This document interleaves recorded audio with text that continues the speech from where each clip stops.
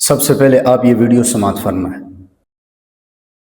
اب اللہ تعالیٰ عمران خان کے لیے دعا کرو، اس نے ہمیں ایک بہترین لیڈر دیا ہے، میرا بہت قرب ہے ان کے ساتھ، اتنا درویش اور سچا اور کھرا اور دین کا درد رکھنے والا حکمران میں نے نہیں دیکھا ہے۔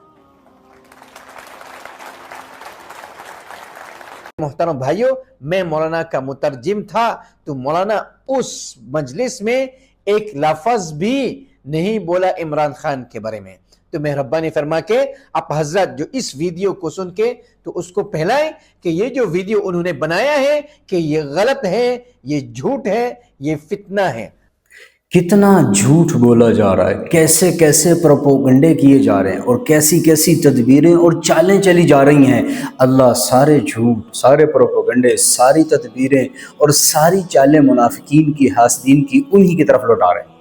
اب محمد اجمیل صاحب کے حالیہ ملیشیا سفر ہوا جس کے اندر مولانا کو بہت زیادہ مجمع نے وہاں سنا، صدر صاحب دعوت دے رہے ہیں تو ہر ایک کی دعوت پر لبیک کہتے ہوئے مولانا جا رہے ہیں۔ کیوں جا رہے ہیں؟ کہ آخرت والے بن جائیں، جنت والے بن جائیں۔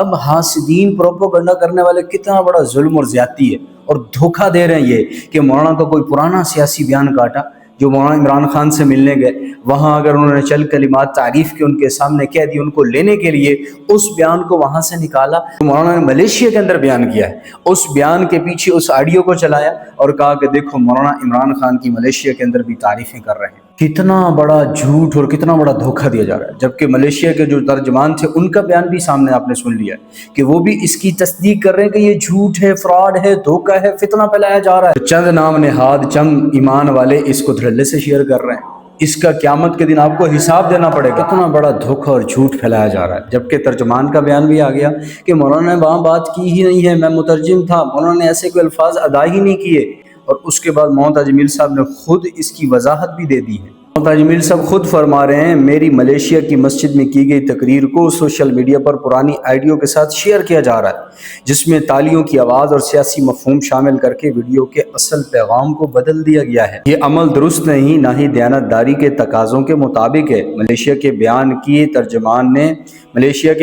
ترجمان نے بھی اس کی وضاحت جاری کی ہے، خود وضاحت دی جا رہی ہے، ادھر سے ترجمان نے بھی کہہ رہا ہے، جنہوں نے بیان کیا، جنہوں نے ترجمہ کیا، وہ سب کہہ رہے ہیں کہ بات ہوئی نہیں، اور نیچے کا دبکا جھوٹ پھیلا رہا ہے کہ وہاں یہ بات کی ہے۔